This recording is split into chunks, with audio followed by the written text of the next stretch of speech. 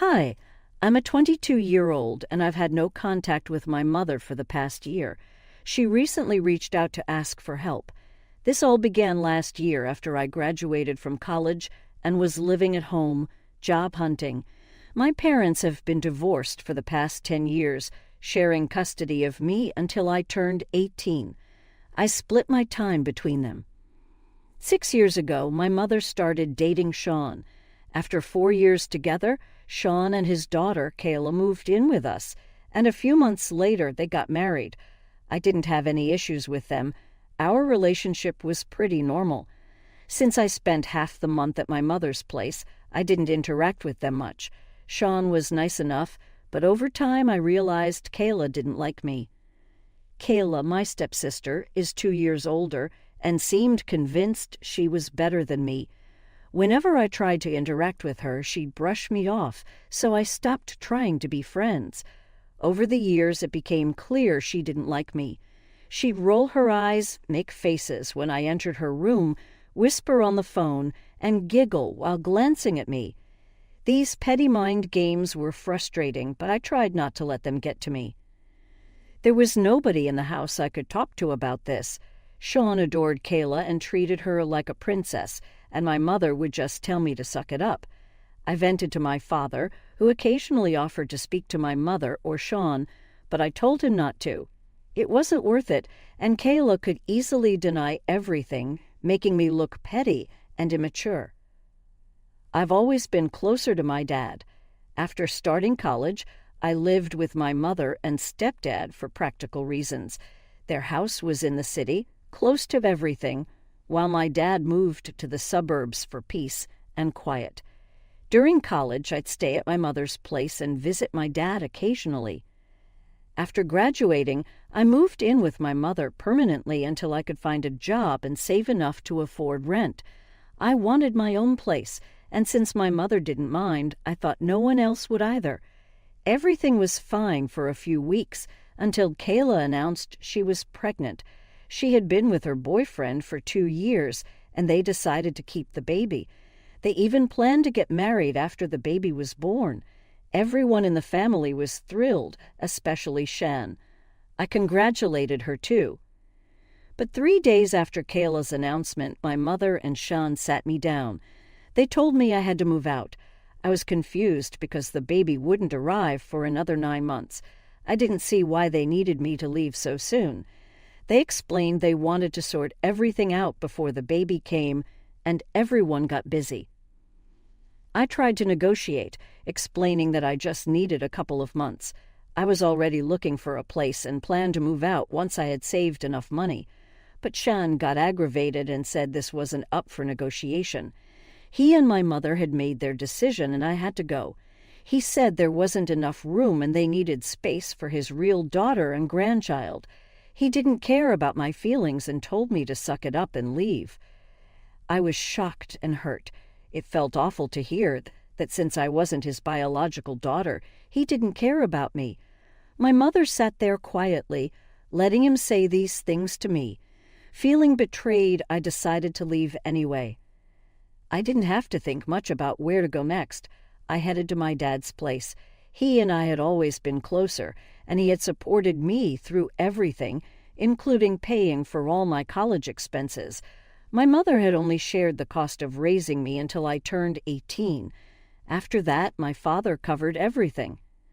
When I told my dad what happened, he was furious, but there was nothing we could do.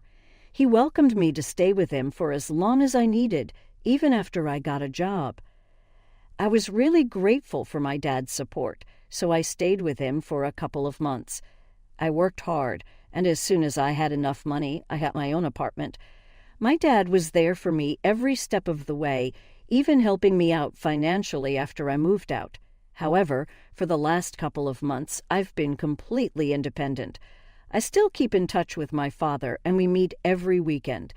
Even though it's more than an hour's drive to his place in the suburbs, it's totally worth it. Neither my father nor I have had any contact with my mother, and nobody in our family has spoken to her since she kicked me out. I don't follow them on social media, so I had pretty much forgotten about them, especially since I've been so busy this past year. That was until a couple of days ago when my mom and Sean showed up at my apartment in really bad condition. Their clothes were in tatters, barely more than rags, and they looked like they hadn't showered or slept for days. When I saw them through the peephole, I decided not to open the door. It was a pitiful sight, and I knew they were there to ask for something. I spoke to them from inside and asked why they were there. They begged me to let them in, but I refused. They would have to tell me what they wanted from outside. My mother then told me they had been homeless for the past couple of weeks and needed my help. I was quite taken aback because, as far as I knew, my mother owned the house we used to live in. Her parents had bought it for her, and her name was on the deed. I couldn't figure out how she had lost it until she explained. While Kayla was pregnant, she manipulated her parents into transferring all their assets to her, including the house. Sean and my mother had done this because Kayla's boyfriend's wealthy family had doubts about her intentions, suspecting she was trying to baby-trap their son. To prove them wrong, she and her boyfriend devised a plan to show his parents that everything belonged to her, and she had no reason to trap him for money. It took a lot of convincing, but Kayla finally wore my mom down. She managed to get her to transfer ownership of the house to Core. My mom had told her several times that it wouldn't make a difference because we would all still be living together, but she went along with it anyway. A month ago, Kayla got married to her boyfriend. The wedding wasn't as grand as they had expected, which was a red flag. If her in-laws were so wealthy, why wasn't the wedding more extravagant? Kayla had said they would split the wedding expenses, but it seemed like only the money from Kayla and my mom was being used. The whole thing fit into a $75,000 budget, which didn't seem much given her in-laws' supposed wealth. When asked about it, Kayla claimed she wanted a small wedding, and since her in-laws were paying for post-wedding expenses, like the honeymoon, she felt it was appropriate. So they didn't question it. 2 weeks after the wedding, my mom and I came back home from a visit to a friend's place to find all our stuff packed away in boxes on the porch. We rang the doorbell, but no one answered for about 10 minutes. When my mom tried to unlock the door, she realized the lock had been changed. Eventually, Kayla and her boyfriend came to the door and told us they wanted the house to themselves for privacy as newlyweds. When my mom asked why they couldn't get their own place, considering Kayla had said her in-laws were rich, both of us were shocked by her response. Kayla admitted that her in-laws weren't wealthy. She had lied to manipulate us into transferring ownership of the house and other assets to her. With the plan successful, they no longer needed us around. Kayla could now quit her job to be a full-time stay-at-home mom, and her boyfriend could start his own business. We were furious when we found out about the deception. We tried to get them out of the house, but since the deed was now in Kayla's name, there was nothing we could do. All our assets had been legally transferred to her without us thinking about the consequences. They had no choice but to leave that day. They stayed in a hotel for a few days, but it wasn't something they could afford long-term. So they started looking for apartments, but the rent was way beyond their budget. My mom and Scene had spent a lot on their wedding and never prioritized saving money. This caused trouble because they had quit their jobs a few months ago to start their own business, which hadn't taken off yet. Their main sales were through social media, but it wasn't enough. Their financial situation was already shaky, and they couldn't afford not to care about saving. After leaving the hotel, they faced a tough choice: either buy food and keep their business afloat or pay the high rent. For the last couple of weeks, they'd been struggling and ended up spending their nights in a nearby park, which was known for homeless people. A couple of days ago, they saw me walking into my building and decided to ask for my help. After hearing them out, I felt really sorry for their situation, but I couldn't help them. I was just managing to pay my rent and didn't have extra money to spare. I could only offer them my sympathy. When I told them this, they started yelling at me from outside my door, calling me heartless. Eventually they left, but my mom said she never expected me to turn my back on her after all she had done for me. Now I feel super guilty. Am I the asshole for telling my mom and stepdad that I can't help them even though they're homeless? Edit. Many of you asked why my mom and Scene can't afford the rent. In my city, landlords usually require at least 3 months of rent in advance before signing a lease. My parents don't have that kind of money right now. They spoke to several landlords, but none were willing to negotiate. They could only afford 1 month's rent up front, which wasn't enough. Rent here is really expensive, so I understand why they're struggling. My mom and Scene have always been big spenders. Mom never had to worry about rent before because her parents bought her house. But now she can't rely on them as they passed away a few years ago.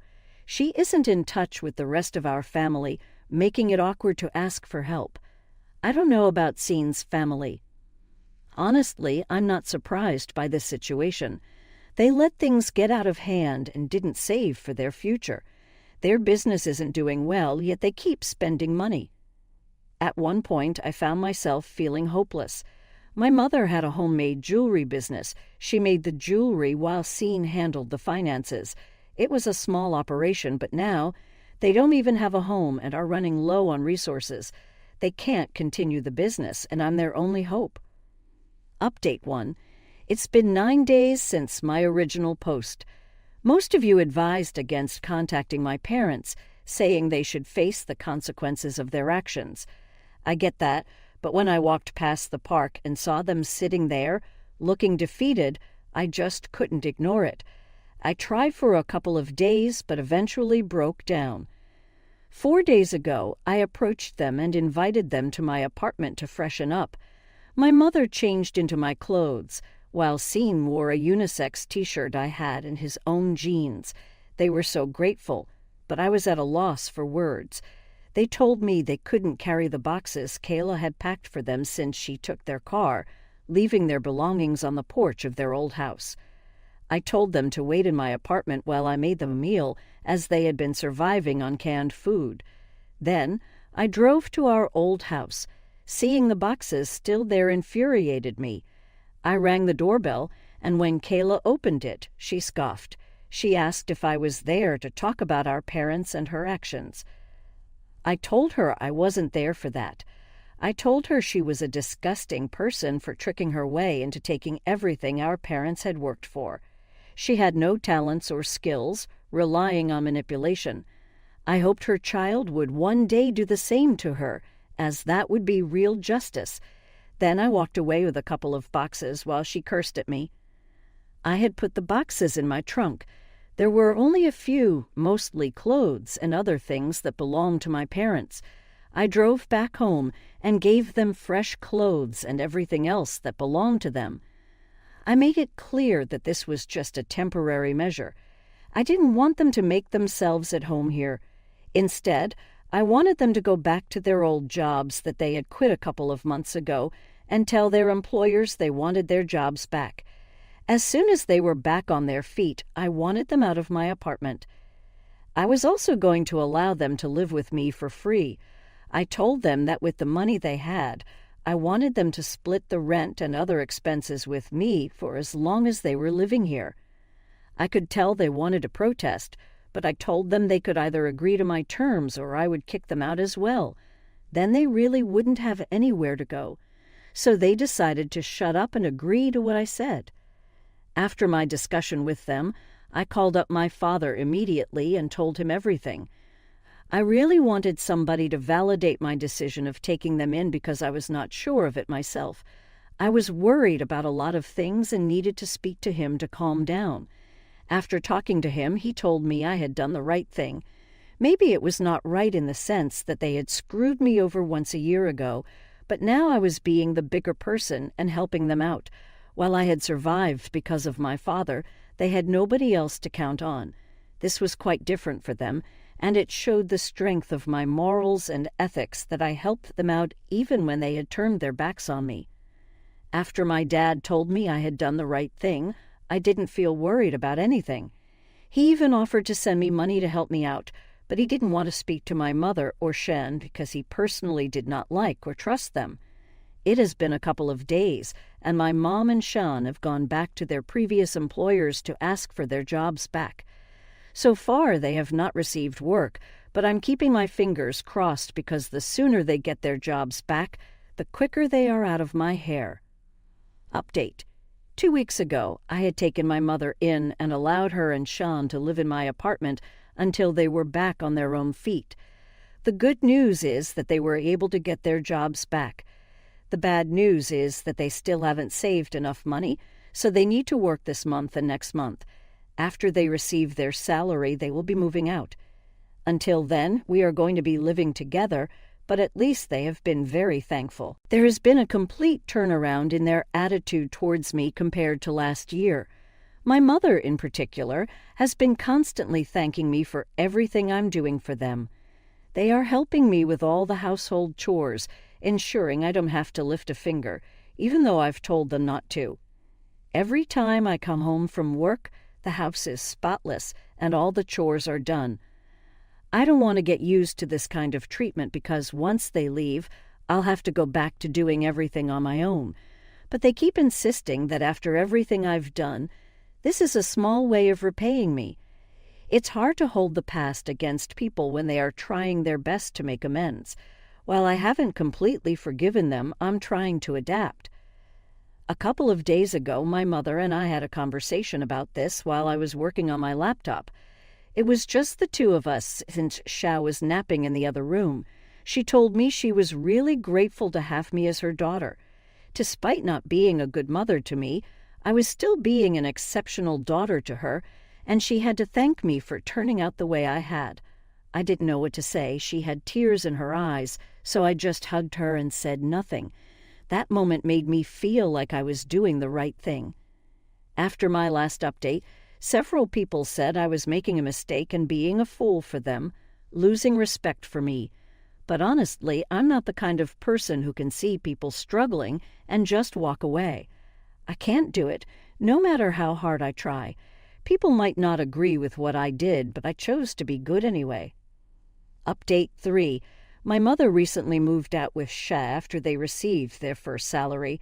They started looking for new apartments, and luckily, I found one just a couple of blocks away. They signed the lease, and now they're sorted for at least the next 3 months. The last couple of weeks were good. I reconnected with my mother. She apologized for everything, and we decided to try therapy to fix our relationship. She's not getting any younger, and neither am I, and I don't want to lose the relationship I have with her, no matter how strained it is. I'm a generally forgiving person. I can't say I've forgiven her and put everything in the past, but I want to have the option to do that. We're going to look into therapists and start working on our relationship in a couple of weeks.